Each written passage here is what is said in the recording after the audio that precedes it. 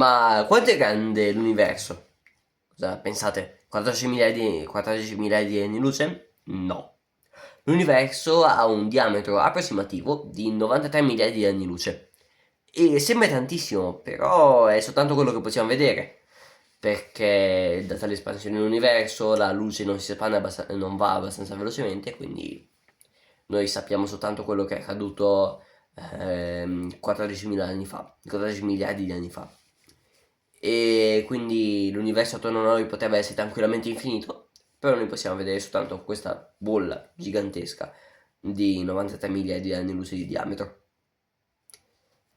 E per sapere curiosità del genere andatevi a vedere il nostro canale principale, cioè il nostro video principale di circa 20 minuti e andatevi a vedere anche lo shorts in cui parliamo del canale. Iscrivetevi ad HK Music e Science Explorers. Ciao!